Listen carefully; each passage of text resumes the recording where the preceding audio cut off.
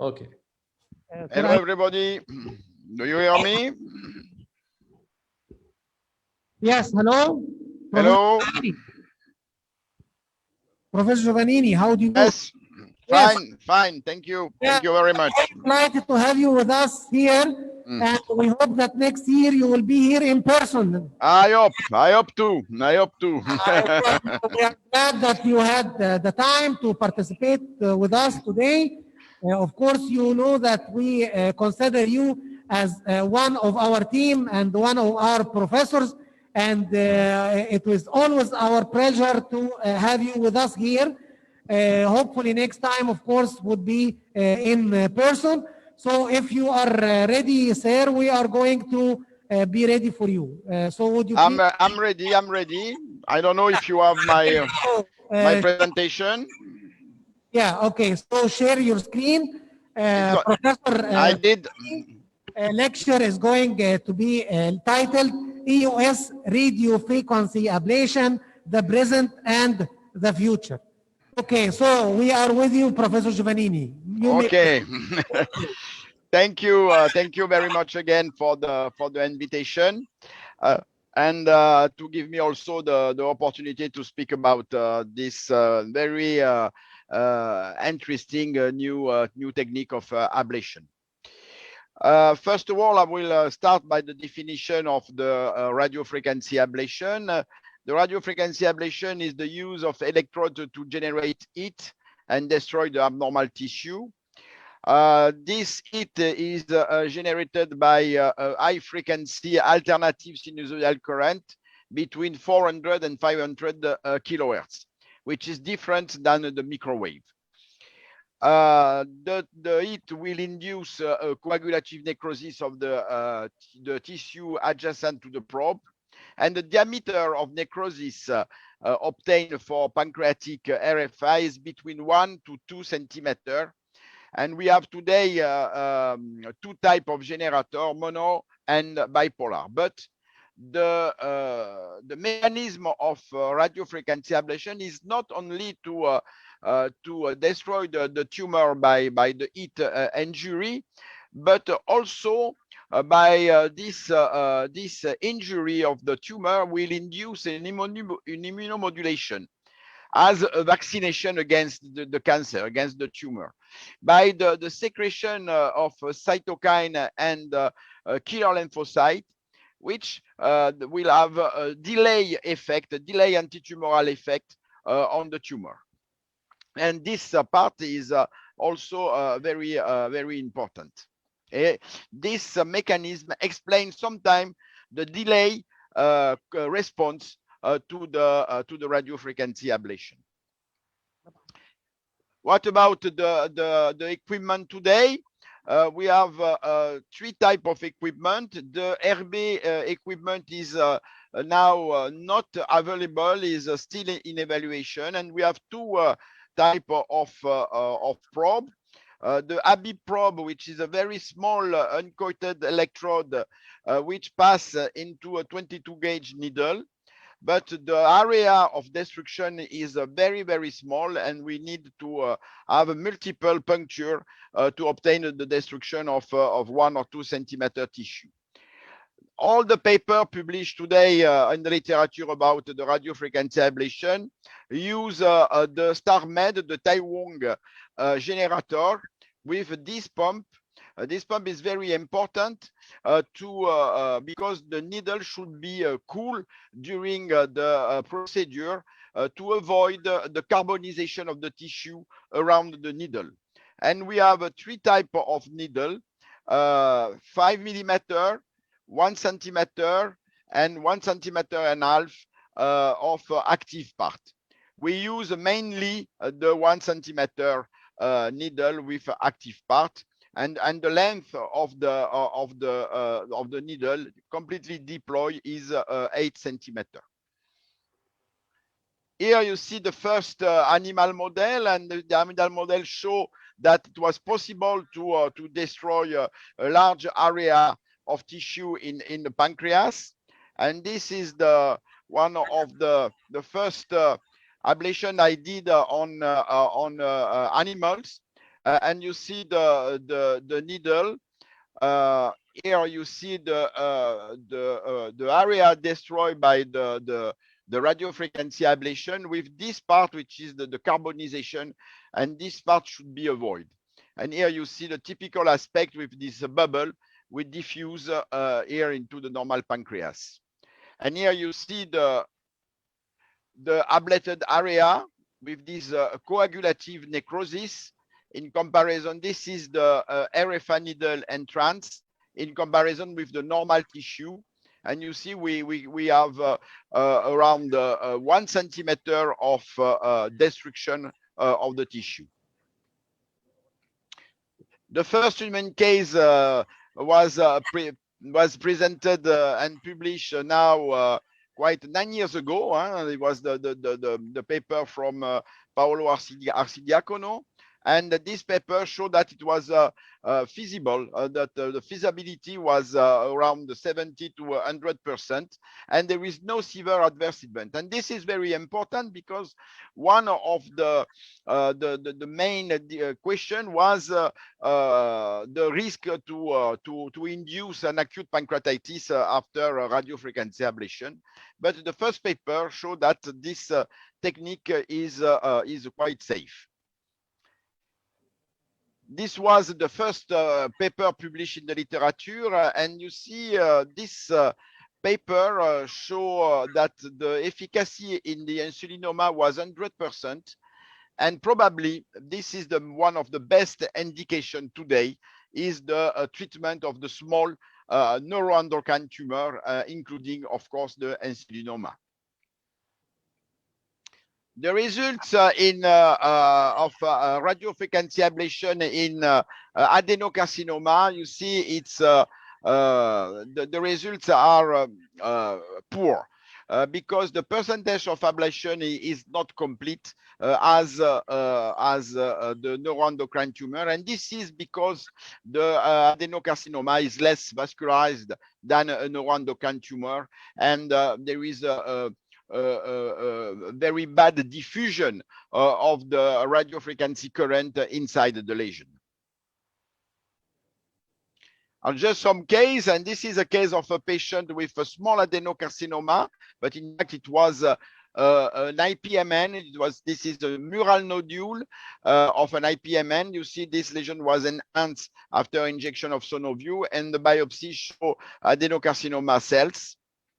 And this is the ablation of this lesion, and the ablation was complete in one session, and you see the tip of the needle here, and we remove slowly. I remove slowly the needle, and to have a complete destruction. You see this bubble inside. This is a good sign, and you will see that the lesion will disappear completely.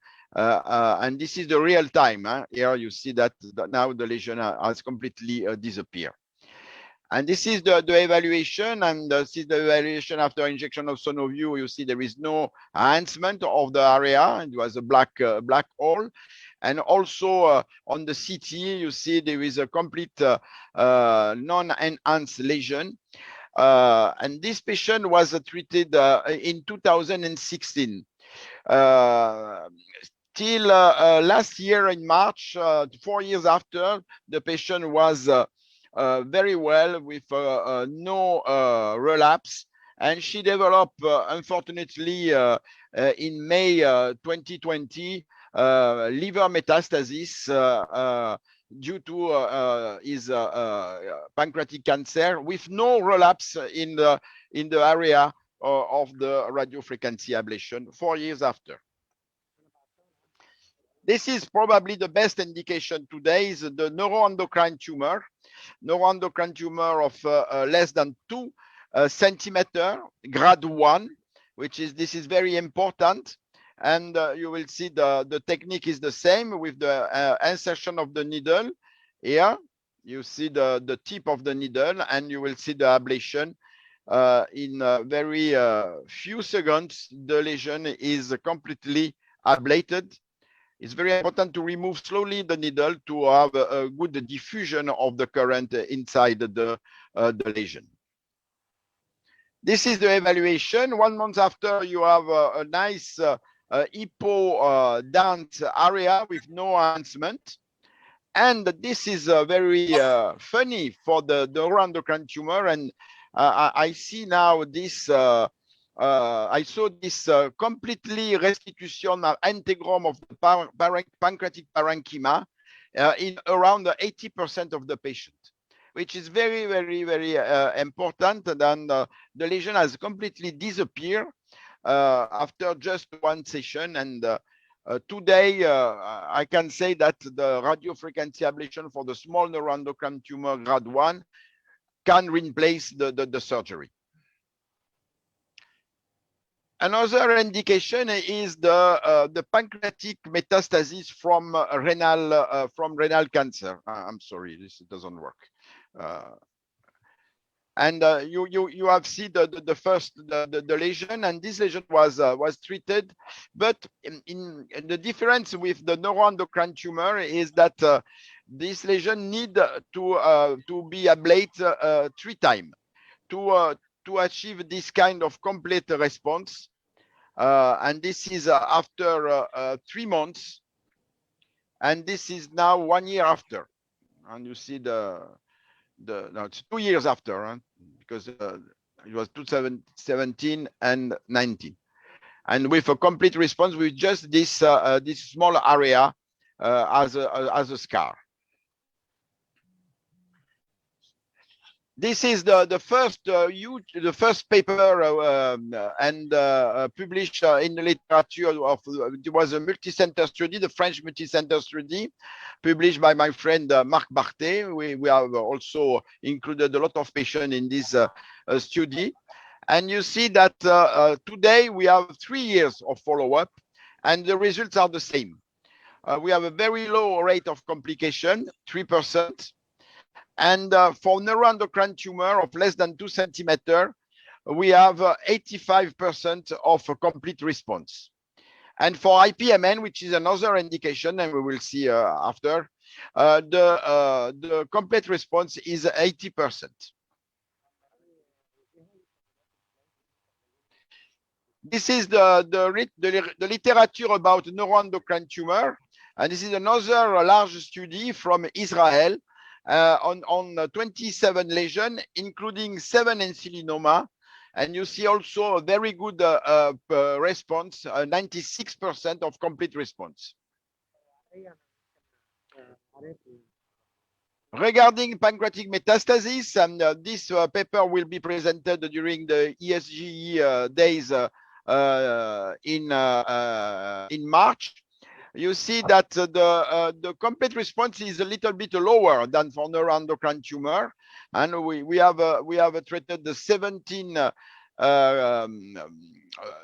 lesion, and you see that we have a 65% of complete response with 2 complications, 1 pancreatic abscess and 1 liver abscess, and this was a patient with a biliary metallic biliary stent, which probably has induced this hepatic abscess by diffusion of the necrotic cells inside the liver.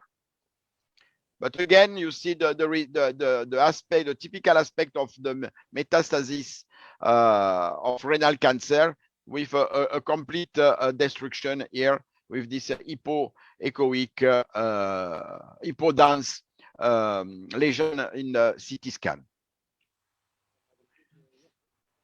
To conclude, EUS-guided treatment with radiofrequency ablation is feasible for neuroendocrine tumor, IPMN, renal pancreatic metastasis. We have a very low rate of pancreatitis and complication. Better results are obtained for pancreatic neuroendocrine tumor than IPMN than pancreatic metastasis. Probably there will be other indication in the future as neurolysis, plexus neurolysis. We have the 2 papers today to try to target the celiac ganglia to treat the pain, the pancreatic pain. And why not? There is also some study on submucosal tumor in which in patient in which the surgery is not possible. Of course, we need to continue to follow this patient to evaluate the duration of this response. Thank you very much for your attention. And if I hope the pandemic will disappear, I hope to see you in September in Marseille for my congress. Thank you very much for your attention. Thank you very much, Professor Giovannini. Dr. Hussein Aukash is with you. First, I'd like to thank you in behalf of our Congress and Professor Mazen Naga. It is always a pleasure and honor to see you and to hear your very precious and valuable lectures. And I'm sure that in the very near future, we will meet again, whether in Marseille, Paris, or in Cairo. Really, I have two questions. As you know, we started to do radio frequency ablation, now 7 cases with 3 cases of insulinomas. My question is, sometimes when the mass is small and located in the uncinate process, it is very difficult while in the second part of the duodenum and acute bending of the endoscope, and the needle, even 19G needle. Even the needle is not like the usual 19G.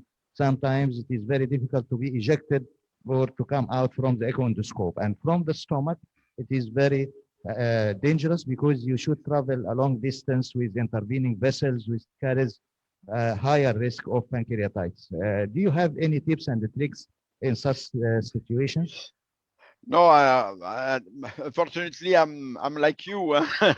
Sometimes it's not possible to use the radio frequency ablation needle because the lesion is too deep in the uncinate.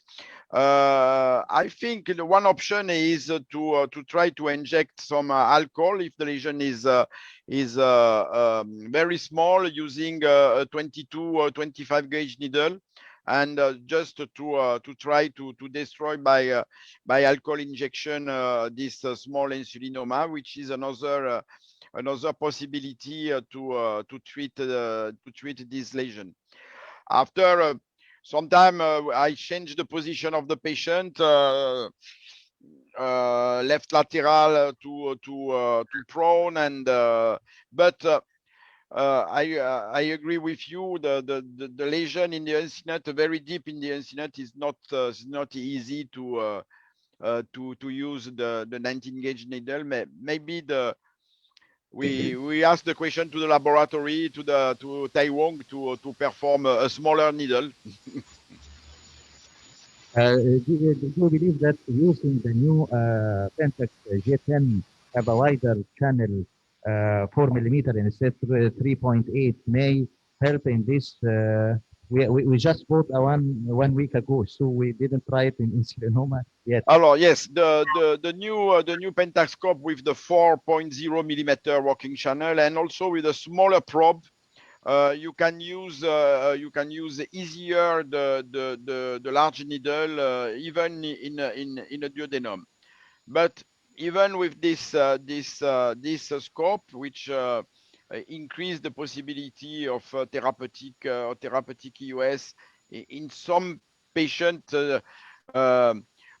sometimes we see very well the lesion, and when we introduce the needle, the scope is more rigid, and you are far away to the lesion. I think it's a very good scope. I use routinely now, more than 2 years ago, and of course it's easier to use the radiofrequency ablation needle with this scope than the previous EUS scope from Pentax.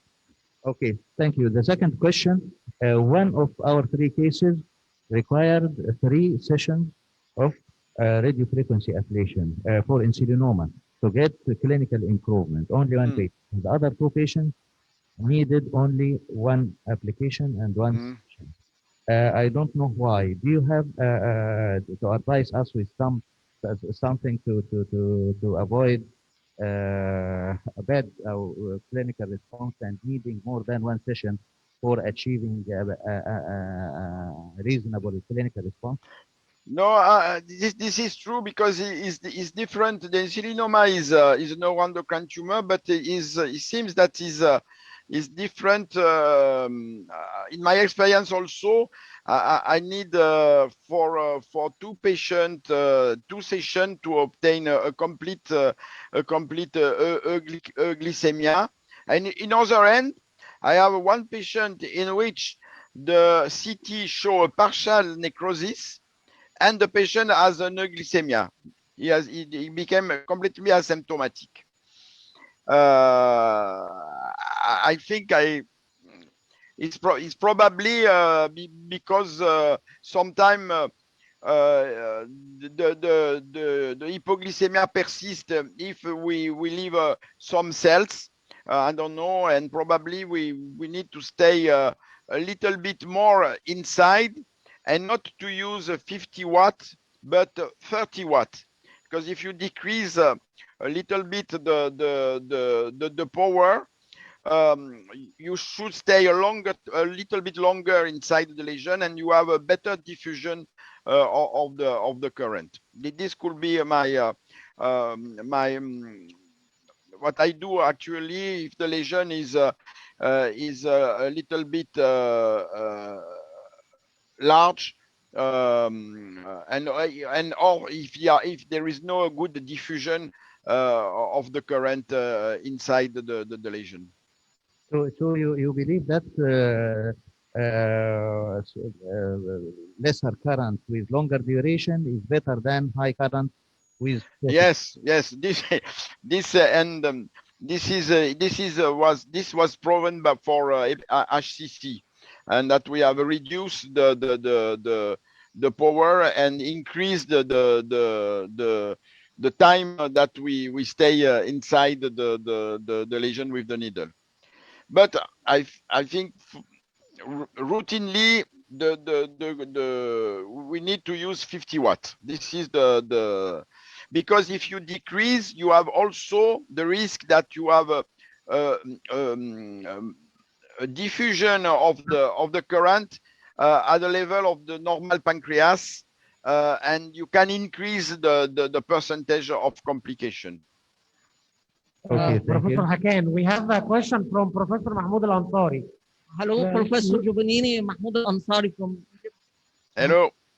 I would like to ask two questions. The first is that the judgment of the complete eradication of the lesion, when you did, for example, CT, in order to follow up the case to judge if it's eradicated or not. And the second thing, when it will be done. Second question, is there a place for liver lesions, hepatic focal lesions, or lymph nodes in the future by radio frequency? Thanks. It's if you want to evaluate the patient, you should evaluate the patient not too close to the radiofrequency ablation procedure. I think today I saw the patient 2 months after with a CT or an MRI, depends. I prefer the CT with injection. And or if there is a doubt, I perform an EUS with Sonoview injection because it's mainly patient with neuroendocrine tumor. If I perform a second session, if I use always the Sonoview to see what is the residual part of the tumor, the part of the tumor not treated previously. This is very important because on the standard EUS image is very difficult to know where is the residual tissue. And for HCC, yes, for small HCC of the left lobe, this is a good indication if you can target through the gastric wall the lesion in the left lobe. I think this is I did 2 or 3 times this in patient in which the the radiofrequency ablation, the percutaneous was not possible because the lesion was too close to the vascular and the biliar pedicule of the left lobe. I think this is also a good indication. Lymph node, of course, you can destroy lymph node, but I think that a tumor with lymph node involvement with is not a localized lesion, and mainly the radiofrequency ablation is for lesion with a localized lesion with no spreading lymph node. Then thank you again and again, and hoping to see you in Marseille next October, I think. September. So, and thank you for your great. Thank you again. Thank you for the invitation. Thank you. Bye.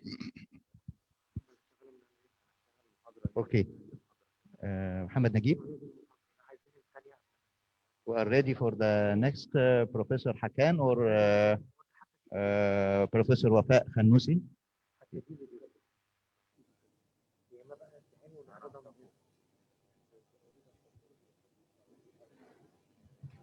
Yes, okay, I am ready. Hello? Yes, Professor Hakan. Yes, hello again. 1 minute, we are opening now we will present the video case first, then the lecture, or you would like vice versa? Vice versa is better. First lecture. So we will start with the vascular intervention, yes? Yes, please. Yes, okay. First of all, I would like to thank to the organizers of this meeting, Muhammed Naguib, Hüseyin Okasha, and Ahmet Murat. I think you enjoyed the yesterday workshop. Actually, we performed some vascular procedures already yesterday. Today, I am going to talk in detail in vascular US procedures. I wish I had been in Cairo, but because of this pandemic, it is still a problem to travel. Okay. Is it okay now? Yeah, just a few seconds. Okay. Okay, and I will assist you, okay? You will just... Okay. I am going to send... Yeah, and I will press... Okay. Enter, okay?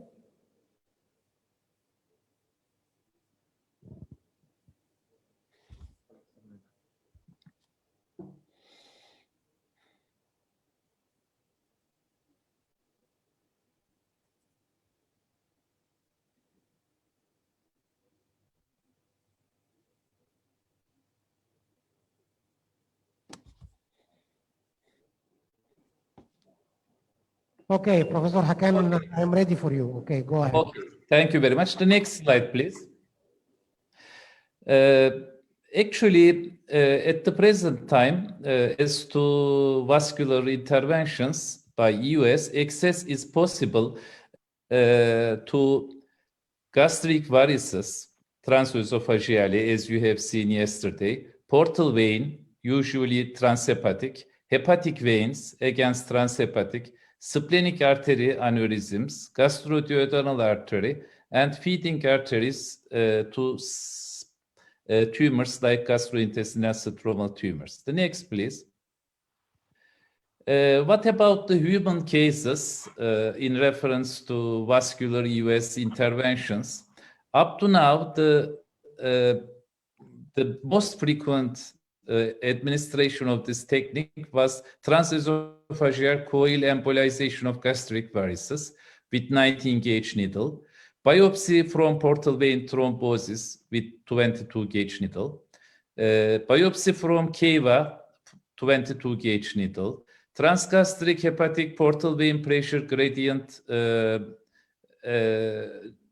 measurement, feeding artery embolization of chest, embolization of splenic artery aneurysm, portal vein angiography, injection of chemotherapeutic beads into the portal vein, and intraportal administration of iodine 125 seeds. These are the human cases. The next one. Could you open the video on the left? This is one of our case, and this is the first case in the literature. We published it. Biopsy from portal vein thrombosis. This patient presented with a very high level of alpha fetoprotein, but there was no liver mass, and the patient was carrying hepatitis B virus. Finally, we decided to perform biopsy this portal vein thrombosis, and it revealed hepatocellular carcinoma. Sometimes diagnosis of hepatocellular carcinoma is easier biopsy from this portal vein thrombosis because the density of tumoral cells are higher in portal vein than liver. And on the right side, the first case in the literature of KEVA thrombosis. This was one of our patients with adrenocortical carcinoma. In CT examination, there was a mass in right adrenal gland, but it cannot be reached by any technique. And finally, we performed US-guided biopsy from KEVA, and this is the first case in the literature, biopsy from KEVA inferior. The next slide, please.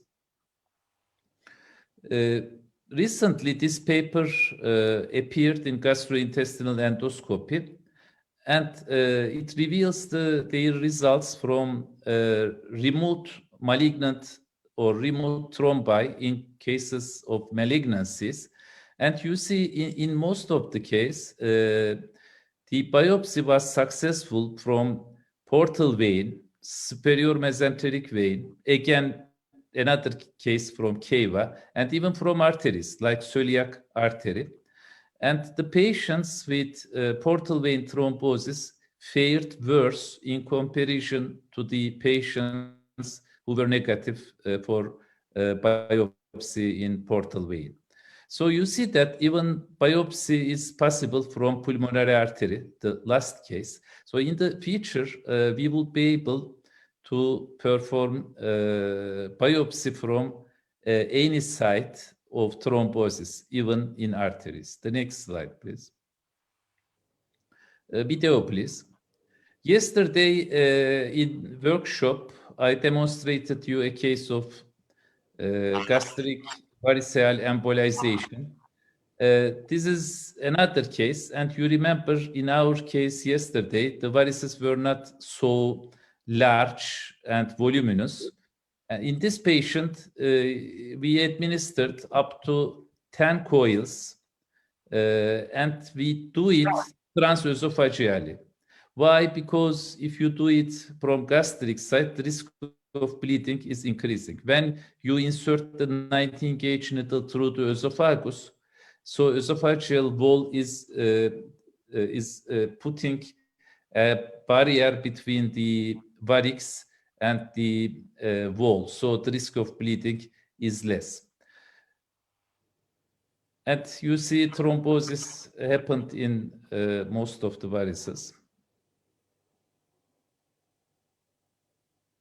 Yesterday, I described the technique. You put the scope in a complete straight position. Otherwise, it will be difficult to insert the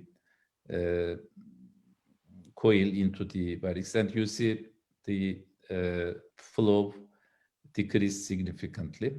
Okay, we can stop it. And the next slide. In our experience, we collected 23 patients who has had more than 6 months of follow-up or early death.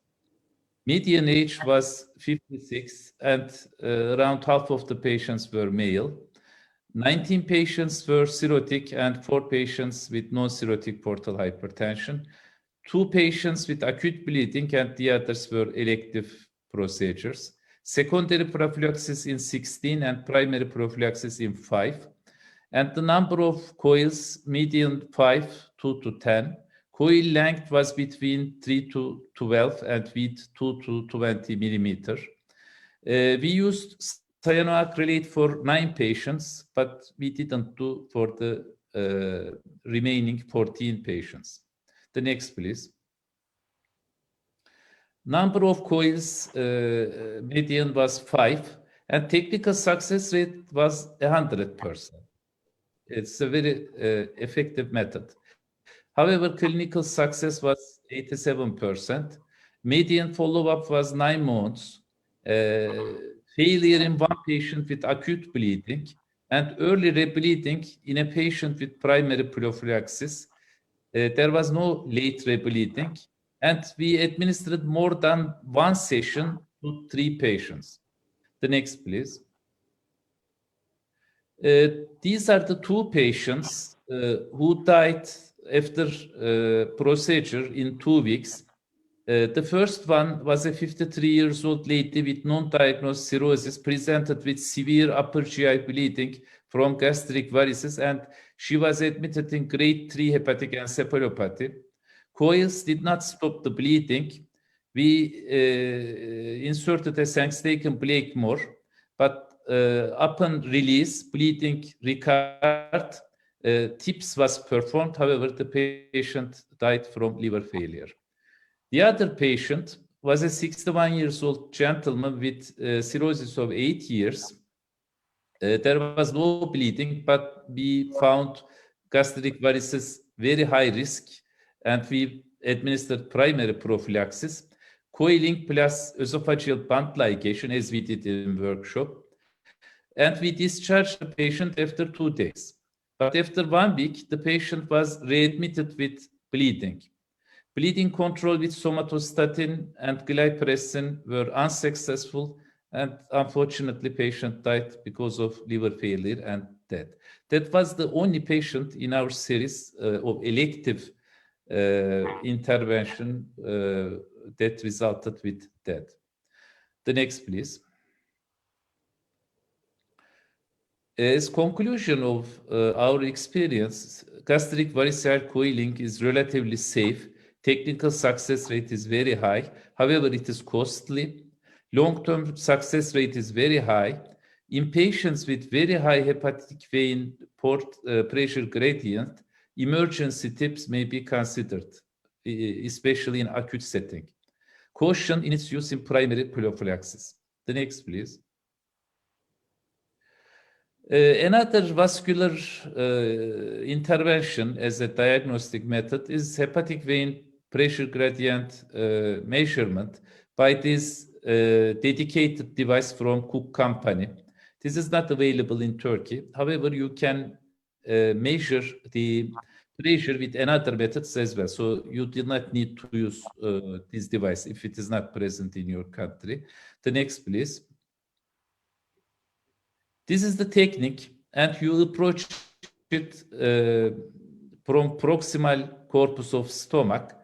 First, you insert the needle into the portal vein transhepatically with a 25 gauge needle. Then you made 3 pressure recordings, and then you insert the 25 gauge needle into the middle hepatic vein, and again 3 measurements. And when you subtract the hepatic vein pressure from portal vein pressure, you are going to find hepatic vein pressure gradient. That's a very useful technique. And I think in the near future, we are going to administer this technique to most of our patients with suspected portal hypertension, or to measure the grade of the portal hypertension in cirrhotic patients to adjust the relevant treatment. The next, please.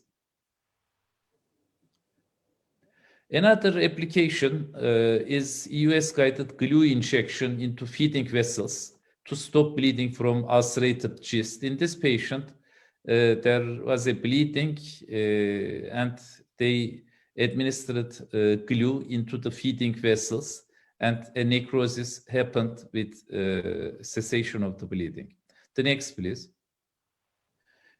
Several embolizing agents may be used: coil, cyanoacrylate, fibrin glue, thrombin, gel foam, and absolute alcohol.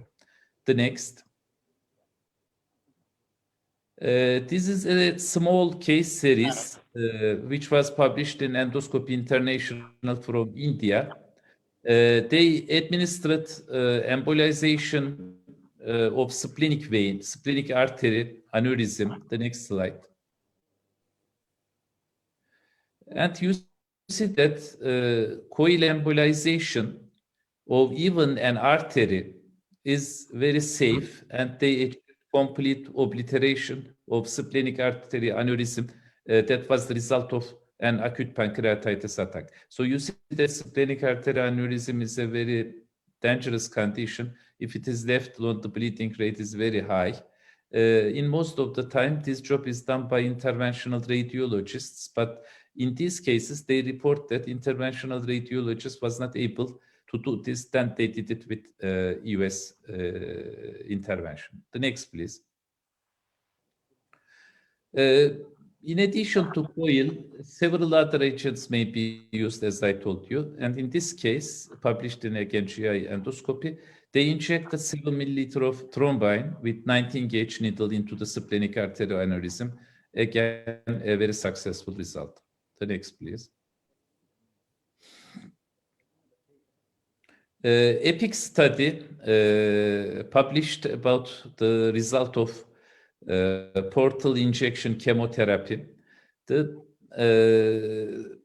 routine application of this technique is yet to happen, but I think in the future, portal vein access by EUS will be a very rewarding option in terms of liver tumors, primary liver tumors or metastasis. The next, please.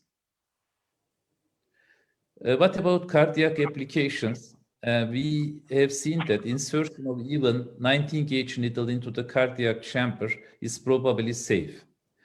Biopsy from atrial masses like myxoma was performed with 22 gauge needles without any complication.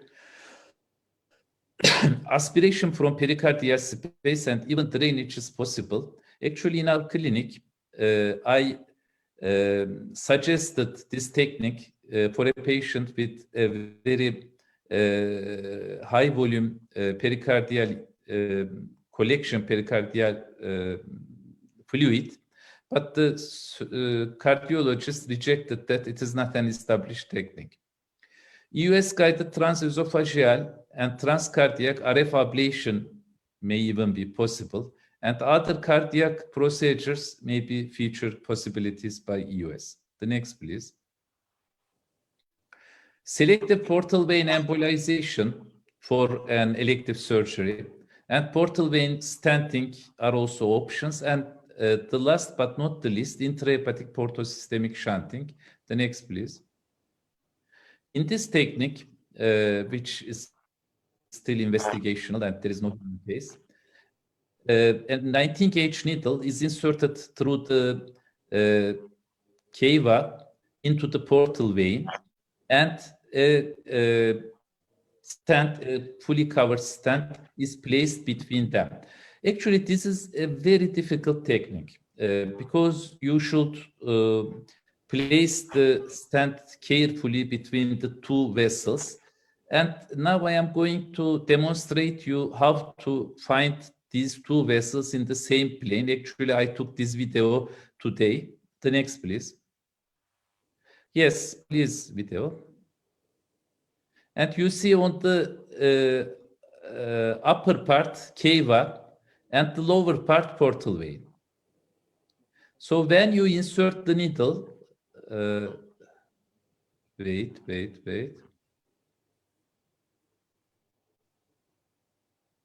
Yes, go on a little bit. Stop here. Yes, stop here, stop video. In this plane, you can insert the needle through the cava to the portal vein. And if you are able to have a good command in EUS scope, then you would place a stent between them. Technically, it is challenging, but not more difficult than the other techniques. But at the present time, human cases needs some ethical committee approval, and it is very difficult. The next, please. Conclusions: EUS-guided vascular access, even with 19-gauge needle to either vein, artery, and even cardiac chamber, is probably safe. Several diagnostic and therapeutic procedures are possible. It requires a true knowledge of US vascular anatomy as well as technical expertise. But above all, it requires courage. Medical legal concerns and cost may be limiting. However, it is probably the next step in interventional EUS. Thank you very much. Thank you, Professor Hakan. We will move on to your video case. Can I have a shorter time? You would ask the questions here. If you have, then we will ask one question until I open the second presentation. I don't understand so much what is the difference between injecting gastric varices from the distal 5 centimeter of the esophagus and injecting it subcardial. I don't get it so much. When to inject in the distal 5 centimeter of the esophagus and when to inject subcardial directly into the fundal varix. Actually, for coil embolization, we always put the needle from esophagus. You see, in order to reach from fundus, you should have a very angulated tip of the US scope. That is one problem. And on the other hand, when you approach from stomach, the risk of bleeding is higher because you are directly injecting into the vessel. But when you do it from esophagus, you are approaching from the recess. So there is an intervening tissue.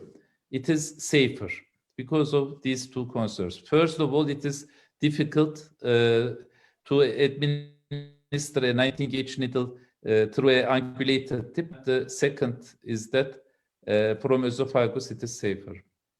Prof. Hakan, one explanation just, you said that we can, or in the future, we will use the EOS radio frequency in cardiac. Which part of the cardiac radio frequency? And how can you detect the site? Yes, actually, at the present time, it is a very far possibility, but you see that cardiologists are ablating some parts of cardiac chamber to stop some arrhythmias. So I think in the future, the next will be possible with US. Okay. Okay. Okay. Thank Professor you. Hakan, thank you very much. So we will still be with Professor Hakan now with his video case or video presentation. Are you ready, Professor? Yes, there will be actually 4 video here. Yes. Start with the first. I will assist you if you would like to comment during the. Okay. Okay. This was a patient, a young patient with chronic pancreatitis, and we put a double pigtail 10 French stent into the pancreas, and we invited the patient 6 months later for re-examination, but the patient didn't report, and he came after 2 years. And what we have seen was that the stent was broken, and the proximal pigtail part was in the pancreas. And we, after several attempts with other techniques, we used cholangioscope to withdraw it. But in the first place, it was unsuccessful.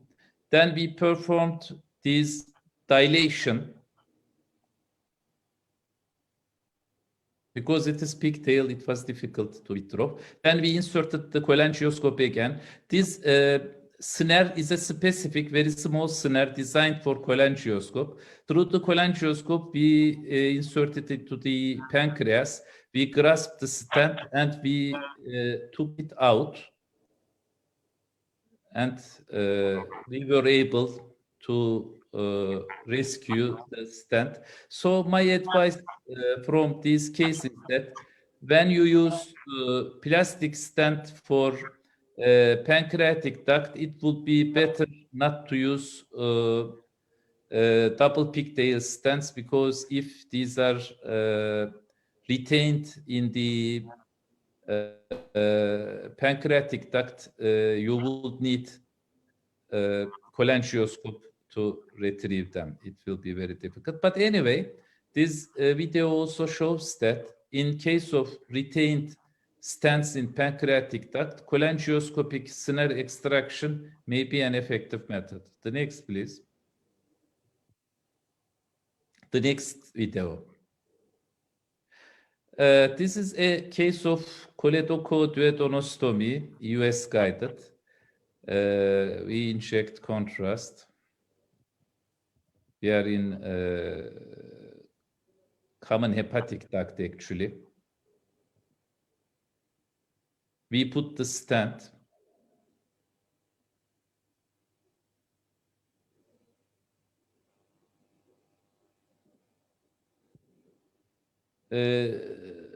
Nowadays, we generally prefer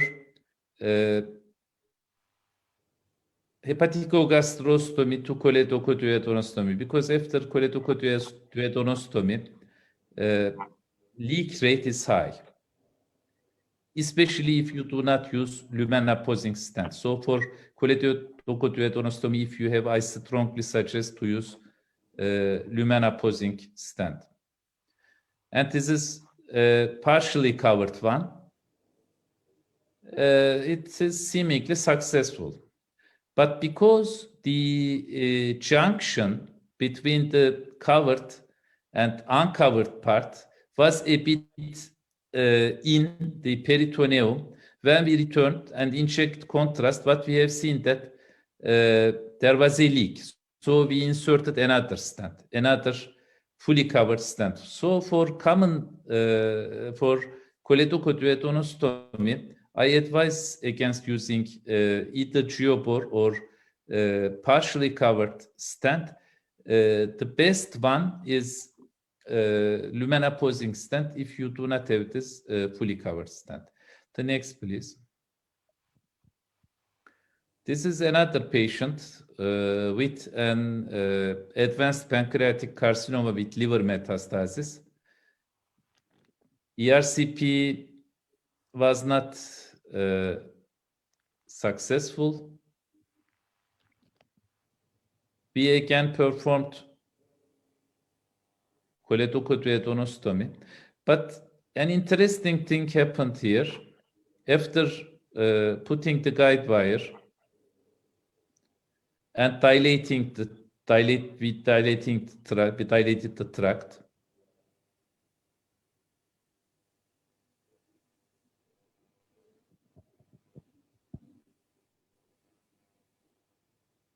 we were not able to insert the stent into the common bile duct.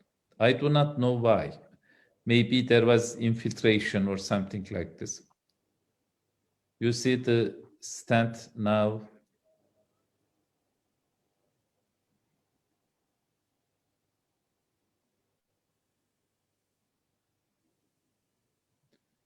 You would make it a bit forward, Mohammed, okay, if you are able to do so. Yeah. Yes, okay. You see it is pushing common bile duct, but we cannot insert it. It failed. So this is actually a catastrophic event, because you punctured the duodenum as well as common bile duct and it failed. What we have done in this case is that we switched to gallbladder, because the stricture was in distal part. The intrahepatic ducts were not enough dilated. So as a rescue procedure, I performed cholecystogastrostomy for bile decompression. And I put some clips into the duodenum to close the opening. So this rescue cholecystogastrostomy may be an option if you fail with choledochoduodenostomy, if gallbladder is in situ. The next, please. Next video.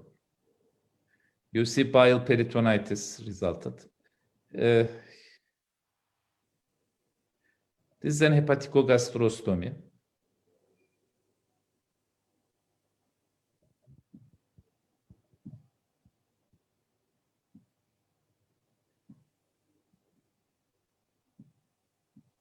From segment 3.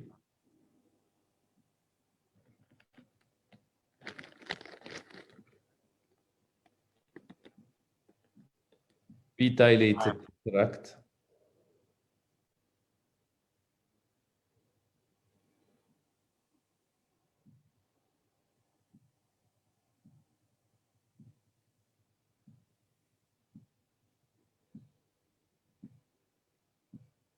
You can forward it a little bit.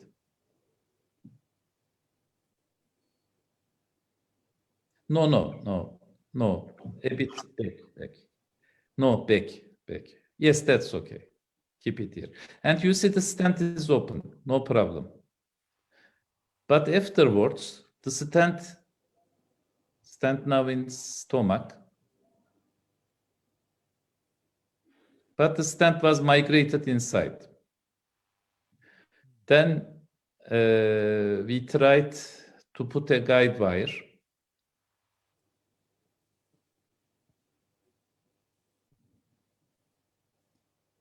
And reached the bile duct.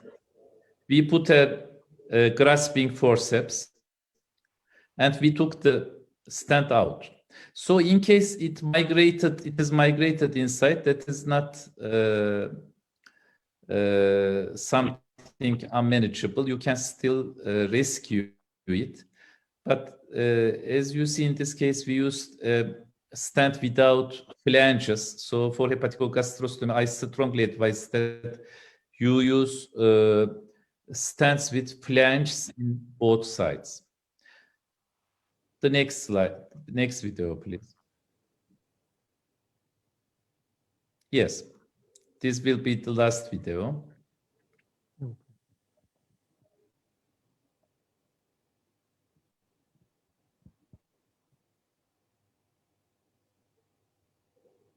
Again, hepaticogastrostomy.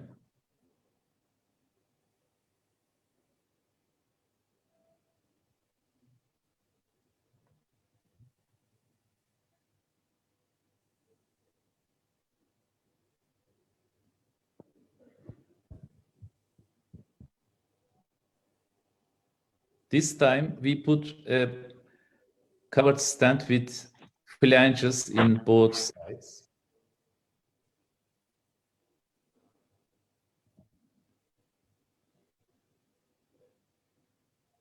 A little bit forward.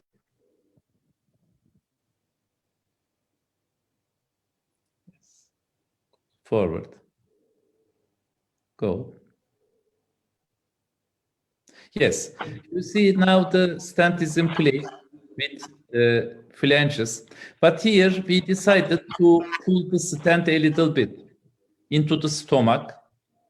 We grasped the string. We pull it. And when we release it, it disappeared. So it went inside. Because the liver is very rigid and stiff, you shouldn't do this. Never try to pull the stent into the stomach, otherwise it will go inside. But in this case, we were enough lucky to put the needle through the first stent, which migrated inside. and to put another stent through it. But sometimes it may not be possible. So if your stent is migrated inside, and if you have no possibility to withdraw it, then what you will do is that you will put another stent through it, but it is highly difficult if you do not have especially guide wire still inside. Yes, that will be all the video cases. Thank you very much. They were very nice messages through videos. Unfortunately, because we are very late in our schedule and we have still one lecture in this session, we will express our greatest gratitude to your presence with us in the conference, Professor Hakan. And next year, inshallah, you will be present here in person and you will share with us in the workshop and see your lecture without any technical problems, inshallah. Yes, sir. Okay, yeah, see you next year. Okay, Thank you. Bye. Okay, so Thank you very much. Thank you. okay, now we come to the last speaker of this session, Professor Wafa Al-Khanousi. Professor Wafa Al-Khanousi, she is from Morocco. She is the professor of hepatogastroenterology medical school at Mohammed First University in Wajda in Morocco. Actually, Wajda is a very, very nice town and very authentic. She is also the Quality of Care Task Force chair in the UEG. We welcome you, Professor Wafa. Are you with us, Professor Wafa? Hello, Dr. Mohammed. I'm here. We are very glad that we have you here with our conference, and next year you will be present in person, inshallah. So if you are ready, you may proceed with your lecture. I hope so. The title of the lecture of Professor Wafa is about IgG related GI diseases, the case of recurrent pancreatitis. Okay. Thank you very much, Dr. Mohammed Naguib. I want first to thank you for the invitation and congratulate you and all Qasr Al-Aini team for the excellent organization and this terrific event. The program is amazing and I'm enjoying watching it, and with all the team, young fellows and all professorial team. I want to say just a special hi to Professor Okasha. He's there. It's very nice to see you again. And I hope, as you said, all to meet face to face in the next event, inshallah. So my task is to talk about IgG4 disease-related pancreatitis. Why I have chosen this topic? Because there were some new guidelines released, European guidelines published in 2020 in UEG journal, recovering all the GI-related IgG4 involvement actually in disease. So it covers from pancreatitis to biliary tract to GI tract. So I picked up just pancreatitis because it's a very interesting topic, and I'll walk you through what is the management, diagnosis and management of pancreatitis, IgG4 related pancreatitis through a clinical case. Just first things I wanted to say, just a reminder, IgG4 related disease is a chronic inflammatory sclerosing and fibrosing systemic disease that can involve pretty much all the organs in the human body, and specifically GI tract, with the special involvement in pancreas and biliary tract with cholangitis, and also digestive tract, but it's a lesser extent. And the main other organs involvement are lacrimal glands, maxillary glands, lymphadenopathies, and retroperitoneal fibrosis also. So this is a very tricky disease because it mimics a lot of other diseases. It is characterized by mass forming. So in all these organs, swelling and mass forming is typical findings. So it can be confusing sometimes, and other diagnoses can be evoked in front of those clinical situations. It is a dangerous disease because in every and each organ it involves actually, it causes fibrosis, inflammation, chronic inflammation, fibrosis, and subsequently organ failure. So in terms of pancreatitis, I will just walk you through this clinical case, and we'll see together all the particularities of diagnosis and treatment. So my patient is named Salah. He was 36 years old when he first came to our department. He was a former smoker, and he used to use alcohol for a couple of years before he stopped 3 years prior to diagnosis. He presented actually with chronic epigastric pain, atypical, not typical to pancreas, with a massive weight loss, but really rapid at the end of its evolution. It lasts actually for a year, the whole symptomatology. And he presented with a recent onset of diabetes. He presented no diarrhea and no other symptoms whatsoever. His BMI was 18 at entry. He presented no jaundice. He had a vitiligo that was not diagnosed before. He presented no lymphadenopathy and no other organ swelling at a physical examination, namely no splenomegaly or hepatomegaly. And his biology tests, lab tests were normal for the blood count. Liver enzymes was slightly elevated for the cytolysis, but cholestasis was moderately elevated for gamma glutamate transferase. His bilirubin was normal, and albumin was 36 grams per liter. And his fecal elastasis that we have actually looked for afterwards, after we knew that there was a pancreatic involvement of a disease. Fecal elastase was really very low, showing exocrine insufficiency. In other laboratory tests, we found out rheumatoid factor to be positive, but nuclear antibodies were negative. His imaging, first line imaging techniques and findings were ultrasound and CT that showed a diffuse pancreatic enlargement, and the radiologist directly went to MRI to characterize this MRI findings. So I'll just share with you the pictures of the MRI, and you can already see some very interesting changes here. In the T2 weighted sequence here, we have a swollen pancreatic gland in two sites, bifocal actually swollen of the pancreatic. I will go through the details maybe later. And the neck of the pancreas was pretty much normal, with a visible duct that is not visible in all the other parts of the pancreas, and namely in the head, and also the tail and body. In the MRCP, actually the CBD in distal CBD was very narrowed, but without dilation in the upstream, and there was a thickness in the wall of CBD, but also the MPD was completely vanished and really slightly visible in some parts, but the rest of the gland is completely vanished besides the neck of the pancreas. So when you have this kind of findings, can we evoke or consider IgG4 pancreatitis? What are other diagnoses that we can think of? How to confirm this IgG4 suspicion? What are indications for treatment, if there are any? What are the options for treatment, and what response to expect? These are the questions that I try to answer for these patients.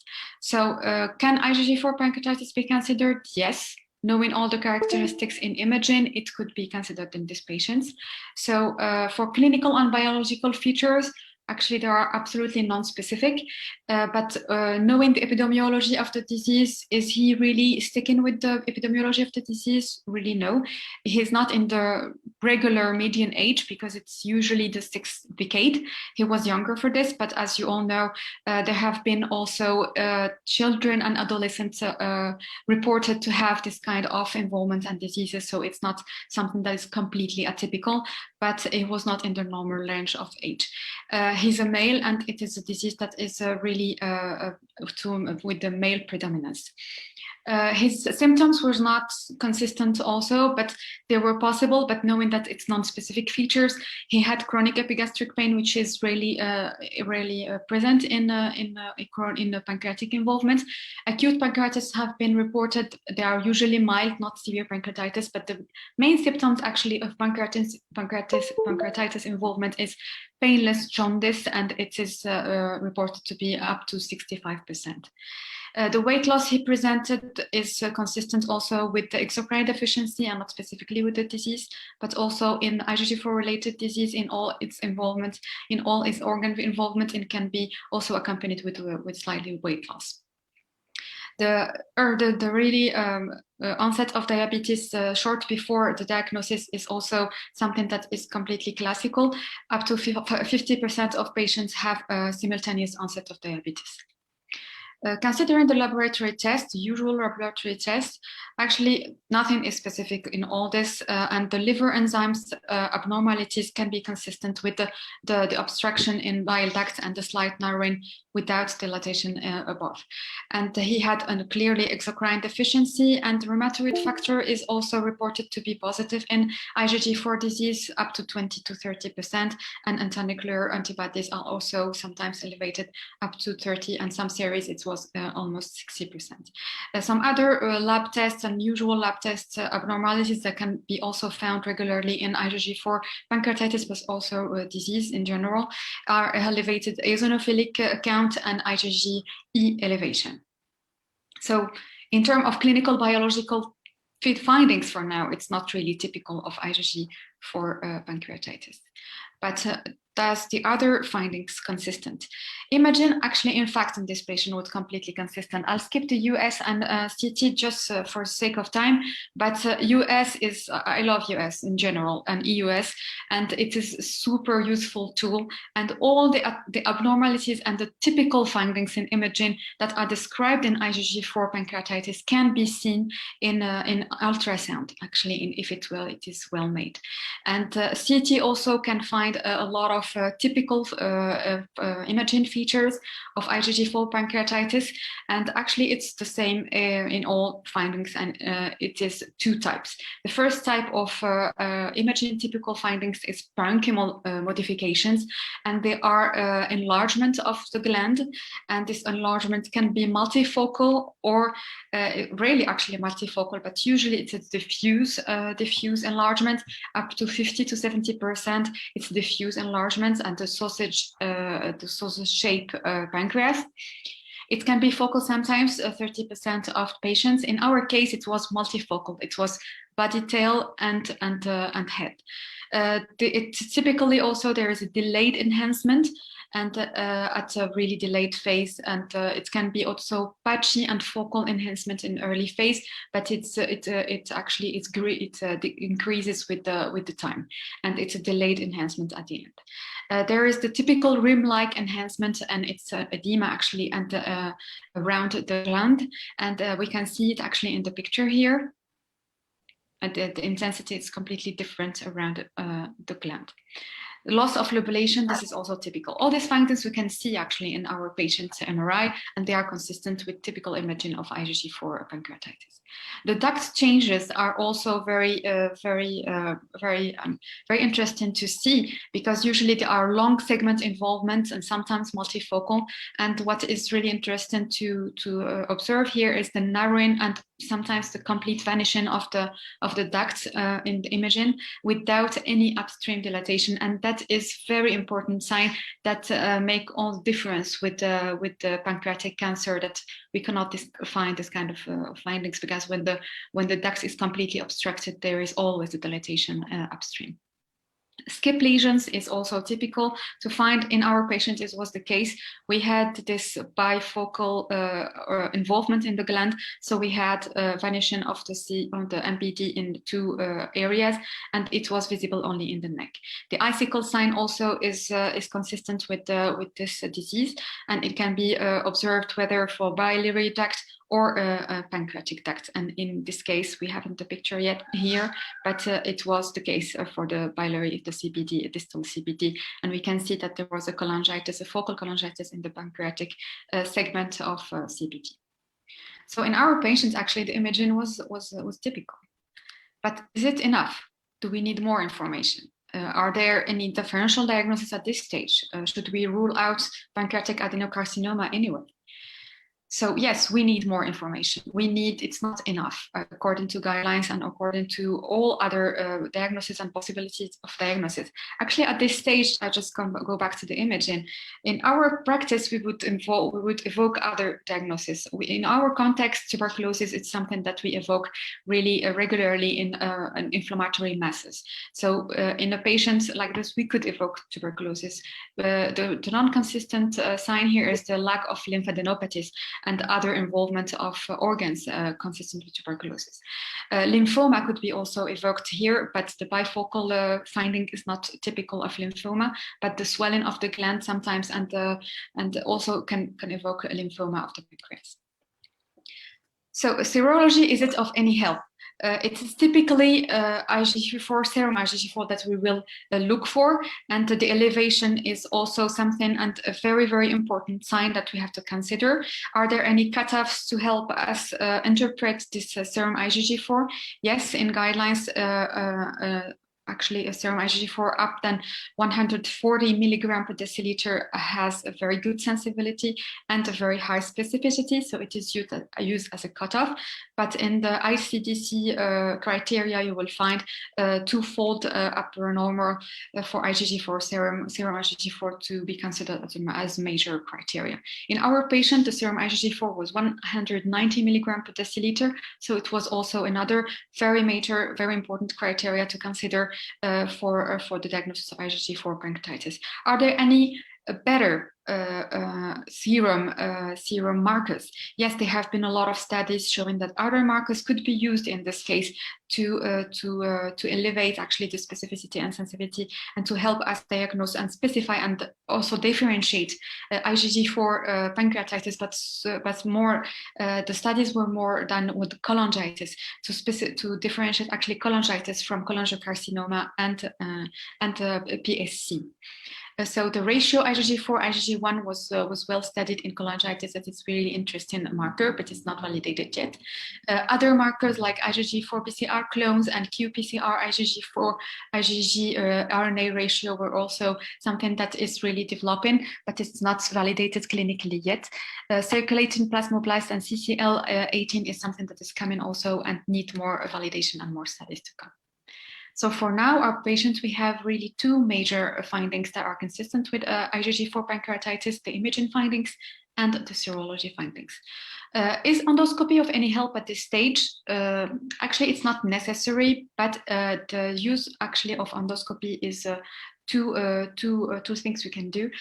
EUS is a very fantastic tool. For diagnosis, it's not mandatory to have EUS, but when it is indicated to have a histology and a sampling, a tissue sampling, yes, namely when we want to differentiate IgG4 from pancreatic cancer, it is mandatory to have a histological proof that to rule out actually pancreatic cancer.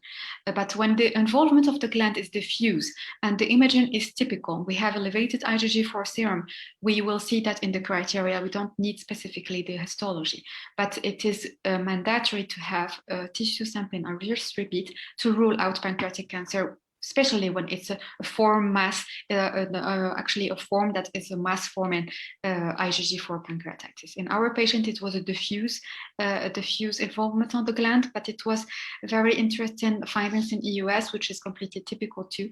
It was enlargement of the gland with very super hypoechoic signal of the gland on EUS. The ducts was completely vanished. We couldn't find the thickening, the typical ductatis and thickening of the wall in MPD in EUS, but it was more a mass forming, but it was bifocal and very diffuse in the body and tail. We have performed EUS, but we couldn't have at the time the IgG4 immunostaining, but it helped us actually rule out pancreatic cancer just because we were completely stressed with this mass in the body and tail of the pancreas. So when it comes to EUS, for diagnosis and for ruling out under tissue sampling, which needle would we use?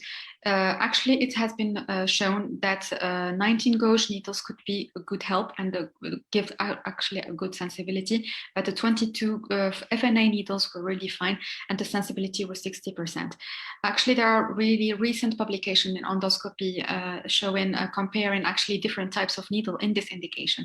And they have been shown that the new FNB needles and specifically the fork type needles have increased the sensibility to up to 70-75%, even 79% for some studies.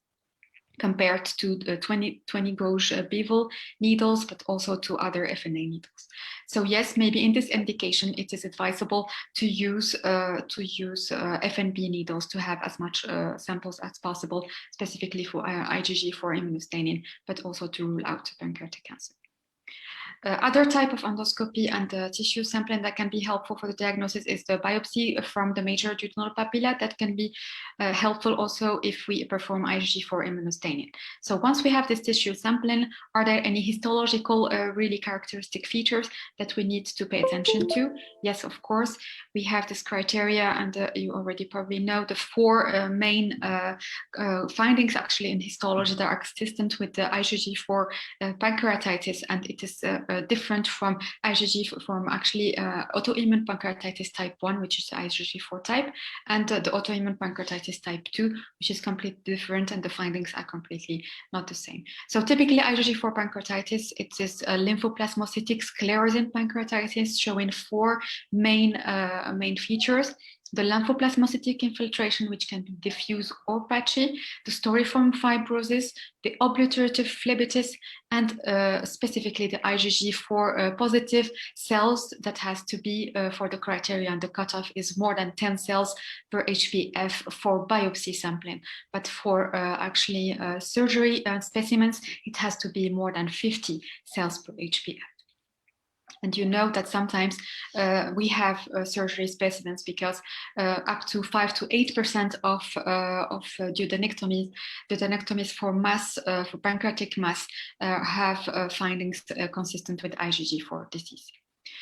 So the ratio, also other histology findings or other histology features that should be paid attention to are the IgG4 IgG ratio on histology, and it has to be more than 40% to be consistent with the diagnosis, and we can find usually also some lymphoid follicles.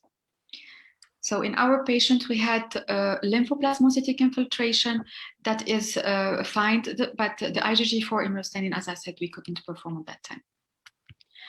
Other organ involvement, it's typical, and it is very rare to have isolated pancreatic involvement. It is sometimes a sequential involvement of organs and not all organs involved at the same time. So with pancreatic involvement, it is usually up to 90% of cases actually accompanied with a biliary involvement. Kidneys are involved in 35% of pancreatitis actually involvement too. And in our patients, actually, if you have paid attention before, in the MRI I showed you, he had the swollen kidneys that was bilateral, homogeneous, and with all typical findings of kidney involvement in IgG4 disease, which is the multiple low density areas predominantly distributed in the renal cortex, and it is commonly bilateral, and it was the case in our patient. And in terms of biology, his renal function was normal, but he had a urine proteins that were elevated actually, and it was 0.5 gram per 24 hours. So it was kind of something that was actually motivated and more motivation for treatment, and I'll talk about this later. Lacrimal and salivary glands is usually involved also in this disease. In our patient, he had a biopsy of salivary gland that showed fibrosis and all histological features consistent with IgG4 disease. Aorta could be involved, retroperitoneum, lungs, and meninges. But as I said, orbital and other involvements are always possible and have to be looked for actually systematically in those patients. It has been also proposed to perform PET scans with FDG scans to just look for all involvements at once. And it is very high, not very high, but 10 to 13 SUV when it comes to PET CT. Do we have to exclude other diagnosis? Of course we have, and the main diagnosis that is really an issue is the AAP versus pancreatic cancer. And as I said earlier, it is very stressful when we have a mass forming in the pancreas and we have to rule out pancreatic cancer. So histology here comes of necessity to be able to rule out, but we have some morphology and imaging features that can help us differentiate, but they are not completely typical. So we have to perform histology to rule out cancer. CID99 is something that can be used, but it is not sensitive enough, not specific enough to rule out cancer. So in our patient, it was normal. I'll move quickly. I will really skip the international consensus that you probably all are aware of, but I'm just wanted to remind you of all the specific features. And there is a consensus for diagnosis for EIAP, and for type 1, it is definite or probable, including all the features that I've told you about, including histology, including imaging, including serology, including response to steroids, and actually other organ involvements. I haven't came yet to response to steroids, but I can do it right after. It is 2011 guidelines, and they are still actually the only validated criteria for diagnosis. There are other criteria in the Japanese guidelines, but also in the Mayo Clinic guidelines that are consistent and the same features are used. So the criteria, the histology criteria, I've already told you about. I was put this on the slide just to remind it if I had time. So I'll just skip quickly since the time is going by. The serology criteria and other involvements and other organ involvements. So response to treatment is very important because sometimes we could not prove the IgG4 involvement of an organ, and this is another tool that we can use to have more criteria for the diagnosis. And steroids are used actually, and it's very, very rapid response and very high effective drug actually for this disease. So for our patients, we confirm the IgG4 pancreatitis based on all the criteria I've told you about, the imaging, serology, and other organ involvements. Is there any indication for treatment, and what treatment and what response to expect? I just want to remind you that there were European guidelines that have been published recently, including all digestive involvement. So I'll just try to sum up the algorithm for this from these guidelines. So the indication for treatment is clear. Symptomatic patients have to be treated, but asymptomatic patients can be treated in some involvement and some conditions which are a mass forming and persistent mass in the organ, persistent cholestasis when cholangitis is there, and subclinical situations that could lead to organ failure. In my patient, it was more the kidney involvement that was worrying us along with the pancreatic involvement. So which treatments to choose? First line treatment, validated treatment is still corticosteroids, and the dose is from 0.6 to 0.8 milligram/kilogram per day for 1 month, 4 weeks. The higher doses can be used in some patients with overweight, etc., and lower doses can be used in some frail patients with the we are afraid that they will not tolerate the glucocorticoids. The tapering has to be slow. This is key actually management. It doesn't have to be fast tapering of corticosteroids because relapse is the main issue here. So we need to taper very, very slowly, and it could go as long as 6 months tapering. So whether the patient is responding, which means they have a decline in IgG4 levels, actually during the steroid therapy, were 15%, steroid tapering reaching a dose of 10 milligrams for maintenance, and no relapse during the tapering at least at 6 months. This is the indications actually to start the treatment and to follow out the patient. Relapse, when it comes, we can use corticosteroids again, because the first line treatment with steroids, it could have a response to up to 97 to 100% response. And when we reintroduce again the steroids for reinduction of remission, it has also a very high effectivity, and it is up to 95%. So we can use again the corticosteroids with a higher dose, with a longer and a prolonged period, and a slower, even slower tapering. And we can also, Japanese series and Japanese guidelines also suggest a maintenance dose of steroids for years, actually for at least 2 years. We can use actually rituximab also in this situation when we have a relapse distant to the first course of treatment. In case of intolerance of non-response or relapse during the 3 months after the beginning of the treatment, or we have high risk of relapse, I'll get back to the high risk factors. We can use directly rituximab at a dose of 1,000 milligram infusion at 2 weeks, actually at 2 weeks apart, every 6 months for 2 years. That is the schedule that can be proposed for rituximab, and also another schedule that can be used also for rituximab with 375 milligram per kilo per infusion. We can also have the option to add immunosuppressive agents. All immunosuppressive agents have been tried in this indication. Azathioprine is one of the main used ones in this indication, up to 2 to 2.5 milligram per kilo per day. In case of no response for immunosuppressive agents, in case we have added immunosuppressive agents, we can move to rituximab as a second-line treatment. What are for our patients, actually, we did this, steroids for 4 weeks, very slow tapering along with the nutritional support and pancreatic enzymes. He had a very rapid clinical improvement, no pain. He had also urine proteins that have been negativated after 6 months of treatment. He gained weight, he went back to his normal life, he normalized all biology tests and decreased in serum IgG4. So we're very happy with the response, and the follow-up now, it's 5 years, and he presented a relapse. But the relapse is a very major issue in this disease. As I said, the glucosteroids are really effective, but the relapse is up to 26 to 70%. It's a very big gap in the numbers from from Asian series. It's very high relapse rate. In European series, it's a little lower.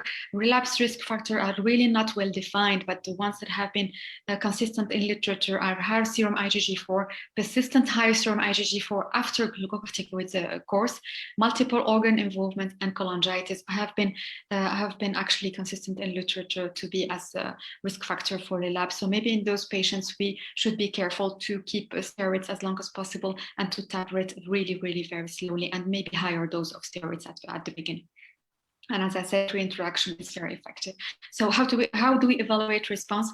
There is this IgG4 related disease response index that is really complex, that is especially used in clinical trials, but in practice, as guidelines say, we can use physical examination laboratory, usual laboratory tests, imaging, histology, and IgG4 serum levels to follow up the patients and assess actually response. So for conclusion, I'm sorry for the time, IgG4 pancreatitis is the usual revelation mode for IgG4 related disease. The major issue is pancreatitis deficiency, but other organ involvement can be actually of a very prognostic value. And the main issue is to rule out pancreatic cancer, especially in the focal form of the disease. Glucosteroids are really very effective drug, and the relapse is a major issue. And other therapeutic options are mainly rituximab. So thank you very much for your attention and a very warm hi from Wushta team. And I just wanted to remind you of this app if you are not aware of. This the GI guidelines, the app that is available for free on all stores. That is really featuring very interesting interactive algorithms that we can use, and we will put more guidelines in it really short time. Thank you very much. You can send me the link of it, and I will post it on the Telegram group and the WhatsApp group and the Facebook page. Okay, I will. So you feel free to remain with us, because we have to move on to the monothematic sessions. I know that you are endoscopy oriented and you like endoscopic sessions. So we will have two monothematic sessions. One is the third space endoscopy way to go. And after that is EOS message in the video. They will be on the same word here. So feel free to stay with us and participate with us. Okay, thank you very much again. Thank you. Okay, may we proceed directly to the next session, and I will ask Professor Sherbini and Professor Mohammed Nabil Aadi to moderate this session. Thank you very much.